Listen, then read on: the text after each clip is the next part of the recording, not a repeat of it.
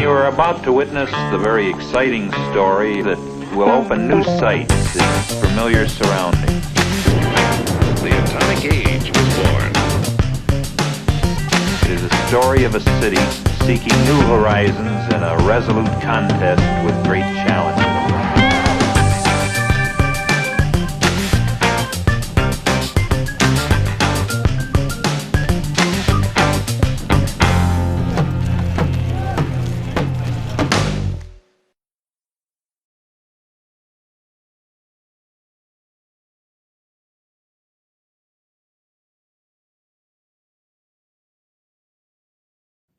Welcome to Green Time. I'm host Don Fitz. This episode we're going to be talking about St. Louis schools, issues, and ideas. And I have with me a couple of people who have thought quite a lot about this issue. I have Susan Jones.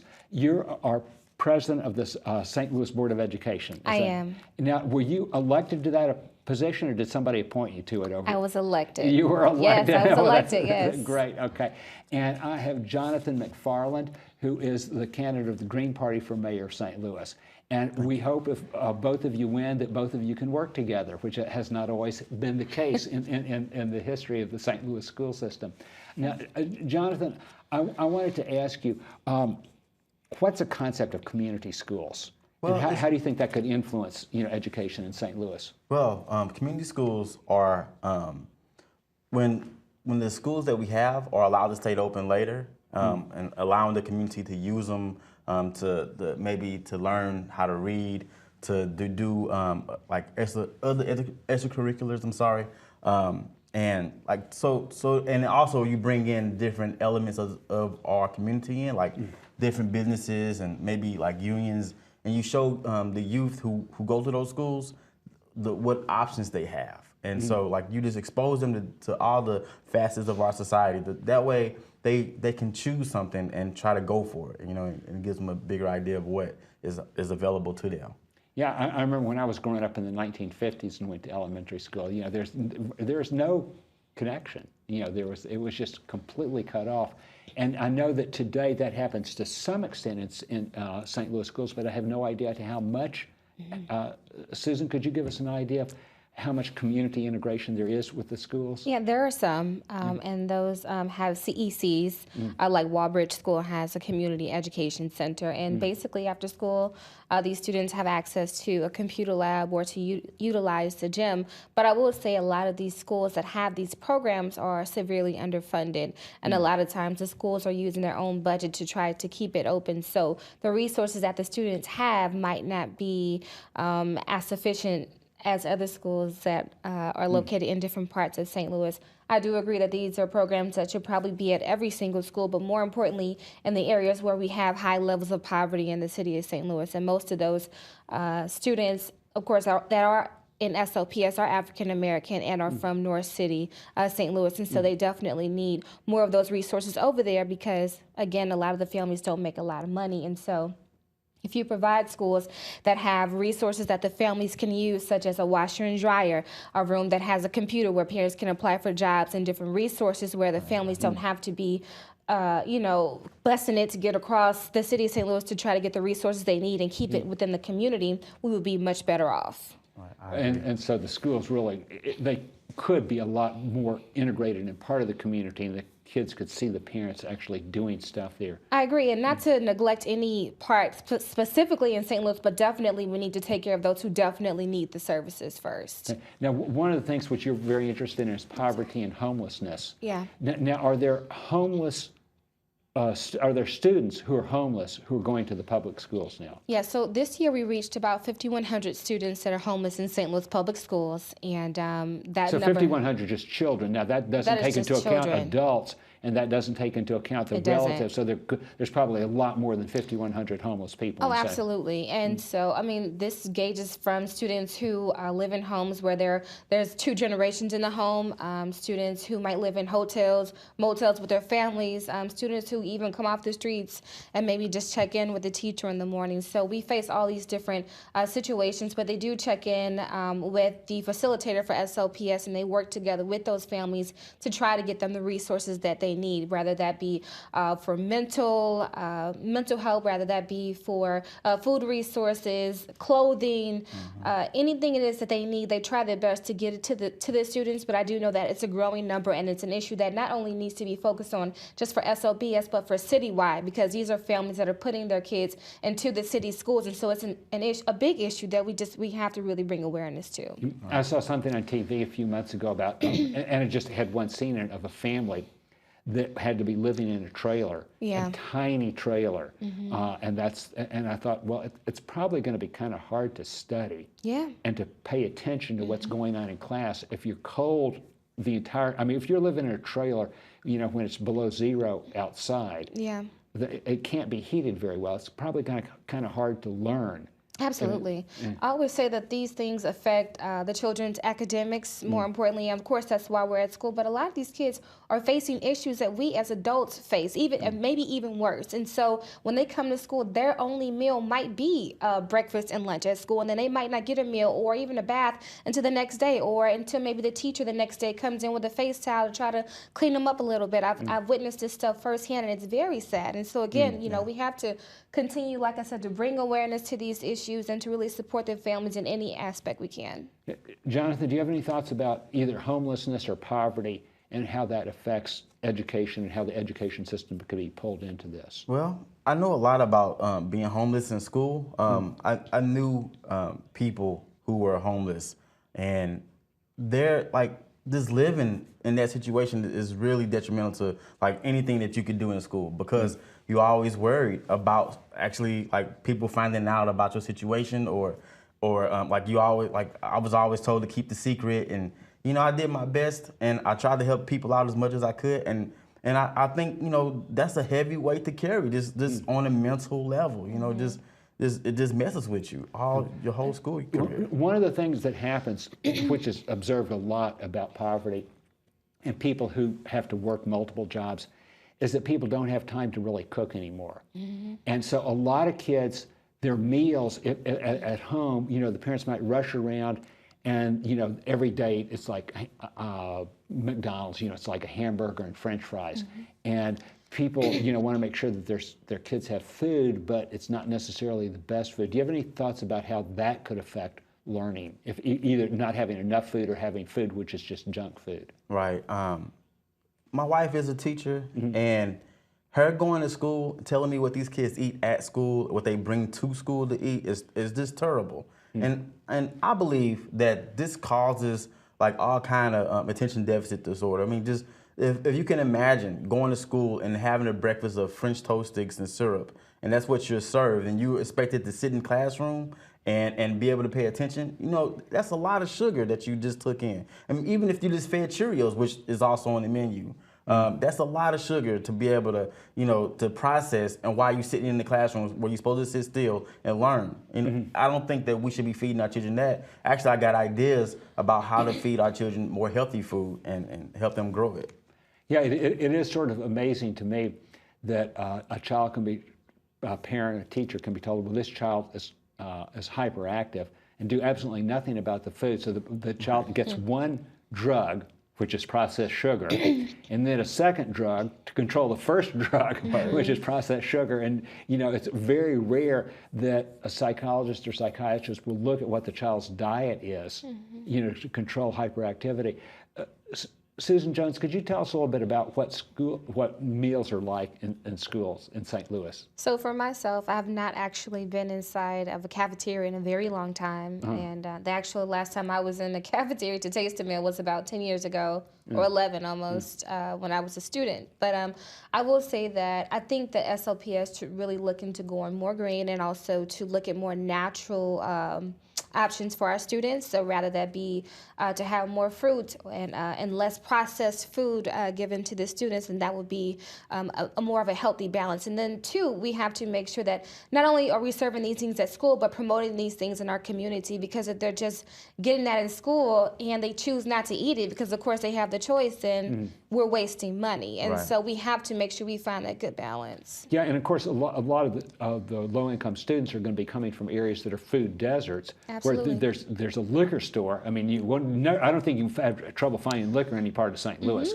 but there's certainly parts of St. Louis that you have a hard time finding fresh fruits and I vegetables. was going to say that I'm from Walnut Park, and that's in North St. Louis. And so from my days of standing on the bus stop, I know one of the first things I wanted to do was go to the liquor store and get like a bag of candy and maybe some ramen noodles and break them up on the bus, and it has a ton of salt and sugar inside of them. And that was maybe going to be my lunch riding home, and maybe some candy to get to school and throughout the day. And no one was really regulating that. My mom did a great job raising us, and I will never take that from her. But she also had 7 kids. And so a lot of our parents, again, she had to go to work. They're not there to, look at everything you eat and everything that you do. So again, unless we have that consistency where we're pushing the message and just really, telling the students why it's not only good for you, but making it good for them, then, we'll begin to move into a better direction, I think. Okay.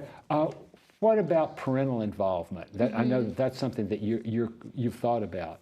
And how would you help parents to be involved in the educational process? So since I got on this board, one of the biggest things that I think needs to happen is for our parents to be more involved. I think it's super easy for us to say the teachers aren't doing their jobs, the administration isn't doing their jobs, but if we are not doing our jobs at home as parents, then we're still not winning. It has to be a collaborative effort. And so when we get more parents to come to the school to either volunteer to make sure that they come to the parent-teacher conferences for their kids, even just come check on them, or even to volunteer one day out of the month or even out of the year, that will be helpful to the district. Another thing that I think our schools are lacking, which I think go hand in hand, is school spirit. If you're not there to kind of see what your child is doing, it's kind of hard to be super proud of what's going on because you don't know what's going on. And a lot of times our parents don't feel connected to the school because there's no relationship between the school and the parents because They're not really connecting. No, very it's well. not. Okay, hold that thought. We're going to take a break, and we're going to come back in just a minute. And I want to finish up talking more because I think that parent-school interaction is very, very important. The Sierra Club is the largest and most influential grassroots environmental organization in the United States. If you care about clean air, clean water, and preserving open space, join the Sierra Club. In Missouri, the Sierra Club's projects include promoting energy efficiency and clean power sources like wind and solar, cleaning up air pollution by retiring dirty, outdated, coal-fired power plants, protecting Missouri's parks like the Ozark National Scenic Riverways. We need you to get more involved. To join the Sierra Club, make a donation, or to find out about Sierra Club events in your area, visit our website at www.missouri.sierraclub.org or call us at 314-644-1011. Since 1990, the Gateway Green Alliance has worked on environmental and social justice campaigns in St. Louis. The Gateway Greens have brought dedicated activists to speak at Black and Green Wednesday programs, the annual Pesto Feast, Martin Luther King Day, May Day, and Kwanzaa celebrations. The Gateway Green Alliance is best known for opposing genetically contaminated foods. We invite activists and scholars from around the world to participate in safe food action and bring their creative art. We need your support to keep going. Please send your $60 membership check or your $30 low-income check. Best of all, come to a Black and Green Wednesday program, 7:30 p.m. on the first Wednesday of the month at Legacy Books and Cafe. My name is Don Fitz. I'm host of this episode of Green Time, and we are talking about St. Louis schools. We have a couple of people who have thought a lot about schools. We have Susan Jones, who's the president of the St. Louis Board of Education, the elected position, and I have Johnathan McFarland, who's a candidate, a Green Party candidate for mayor of St. Louis. Now, before the break, Johnathan, we were just talking about the issue of schools of parental involvement, and when Susan was talking about that, it crossed my mind, it's really hard for parents to get involved in schools if they have to work 2 or 3 jobs, or if they have a job where the only way they can get a job is if they're going a shift, which is 3 o'clock in the afternoon to 11 o'clock at night. Right. Do you have any thoughts about poverty and parental involvement in schools? Yeah, we have a big issue with a lot of parents. Like, I know firsthand that a lot of parents work like 2 or 3 jobs, 20 hours a week, and that's because these companies don't want to give benefits. and these people are left, you know, just working a lot of hours trying to make ends meet. And it's impossible to try to be a real parent for your child at that point, because you know, you're not worried so much about their education as you are about paying the bills and making sure everybody got a roof over their head. And that's very important. And you hope that your child grasps this idea that education is important, but you cannot ensure that because you spend too many hours outside of the house. Now the flip side of the parents having enough money to live off of and to be involved is keeping good teachers by having a salary which is competitive. Do you have any thoughts about the salaries of St. Louis teachers? Yeah, I think right now the median wages for a teacher is about $30,000 a year in the state of Missouri. I think we should increase that to about $50,000, roughly $50,000. I'm thinking 45, 50, and that'll take a lot of work. But what my goal is for the city of St. Louis, for us to reopen schools, but also have 17 students to a teacher, because that is when we see the maximum learning potential for his child. Is when the teacher has time to sit one-on-one with a child who may not be getting the subject matter and make sure they get it. And then we can have a more educated future, I believe. Yeah, it does amaze me when I hear people criticize the city of St. Louis educational system and then, but not ask the question, what is the ratio of students to teacher? And I don't know how a teacher can possibly be expected to take care of, you know, an increasing number of students. Susan, what have you seen happen in terms of teacher salaries and the student-teacher ratio? So the teachers have not had any real significant raise in many years, and I agree that our teachers definitely need a raise in St. Louis public schools, and we should definitely be competitive with the county districts and those in other states. Now, with that being said, and when I've had this conversation with leadership in the district, the reason is being said that, you know, we have to provide resources in other places, which is why we can't pay our teachers. So, for instance, it's been said that we take the money for programs like for maybe mental health because we have a lot of kids that deal with other more adverse issues than the students in the county. Therefore, we can't pay our teachers as much. But I honestly believe if we don't begin to pay our teachers a competitive salary, a lot of them are going to, which they have already gone to other districts to get the pay that they need to take care of their families and themselves, because a lot of parents, teachers and parents are too, paying out of their pocket for their child and for their children in their classroom, which I think is simply unfair.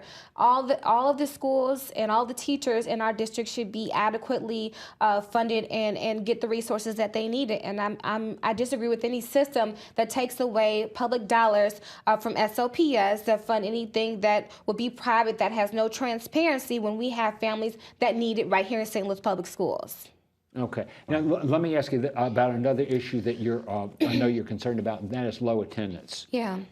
What is the attendance rate in St. Louis Public Schools, and what do you think we could do to improve that? So I don't have the exact number as far as the attendance rate, but I did just do a press conference yesterday with the Sierra Club, and one of the biggest issues that we were talking about is that a lot of students our district is experiencing chronic absenteeism because of students that have health issues, and a lot of times we only attribute students missing school to maybe having issues at home or maybe just simply skipping schools, but really we have a lot of children that are sick and a lot of children who have asthma, which are 3 times more likely to miss school than students who are not students who have asthma. And so with that being said, I think it's just, again, important to create awareness about the students that we have are sick, who are missing out on their education every time that they are not able to come to school.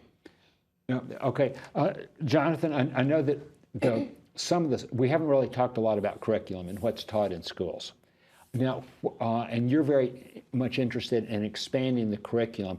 What other sorts of topics and what sort of slants would you like to see included in what students can participate in school? Well, I would like, St. Louis has we have a terrible air quality in St. Louis, like one of the worst. And I would like to see, and also we have a problem with our soil, like being very tainted with lead and other toxins.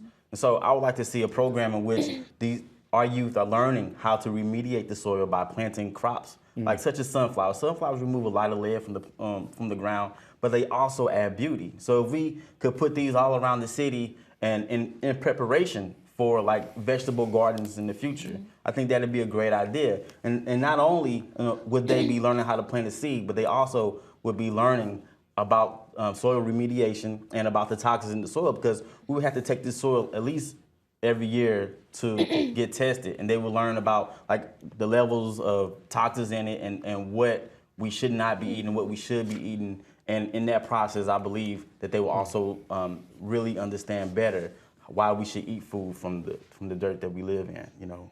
And so that's a very interesting concept. Yeah. In other words, children, I mean, they very rarely learn how to grow food. Yeah. And that's just, and that is amazing. I have seen schools, some schools, where that does happen, where children, it's part of the curriculum that kids do different things, in terms of planning, in terms of putting getting the pods and putting the seeds in the ground and watching the plants grow, and then harvesting the plants and then cooking them.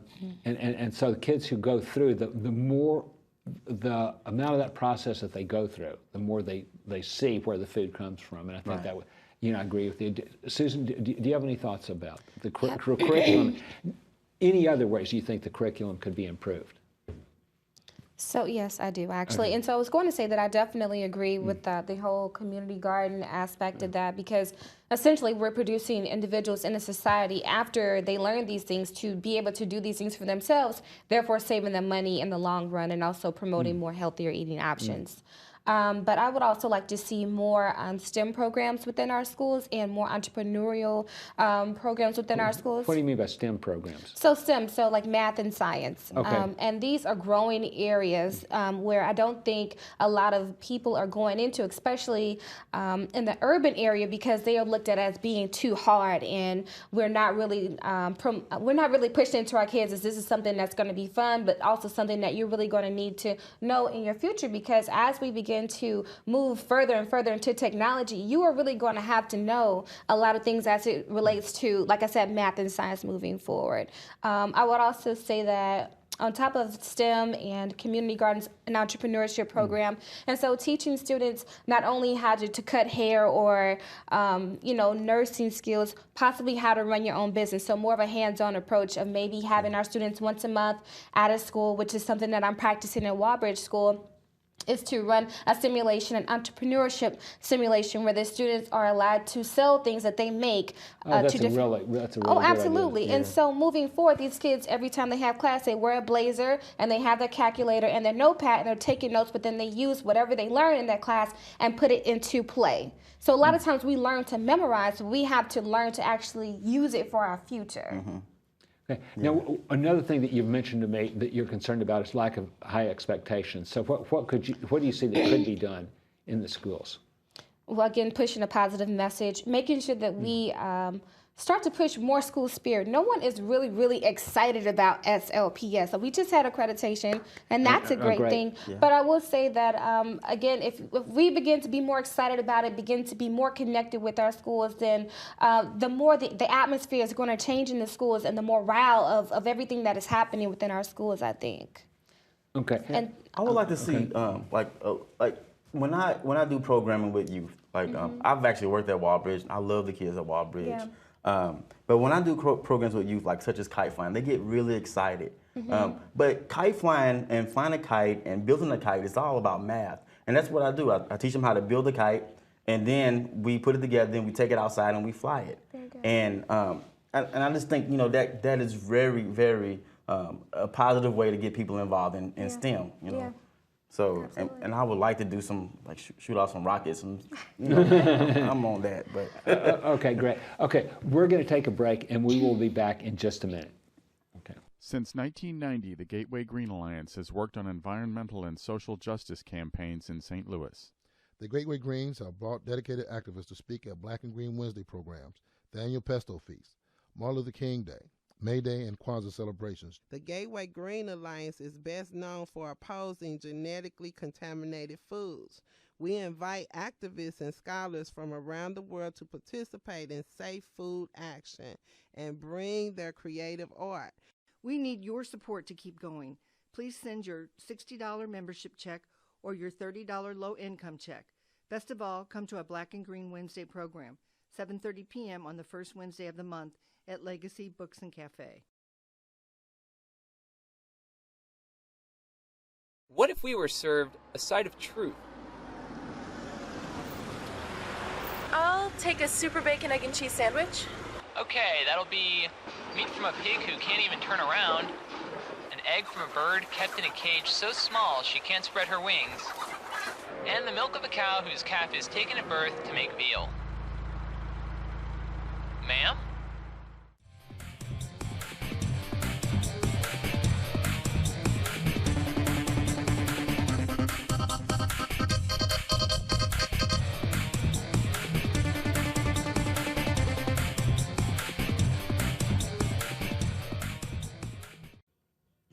Welcome back to Green Time. I'm host Don Fitz. We're talking about the St. Louis public school system, and with me I have Susan Jones, who's president of the Board of Education, and I have Johnathan McFarland, who is the Green Party candidate for mayor of St. Louis. Excuse me. Now, one last topic I'd like to bring up is that there has been tension in the past between the mayor's office and the Board of Education, which and it led to the Board of Education the power being taken away from the city of St. Louis and having an appointed board.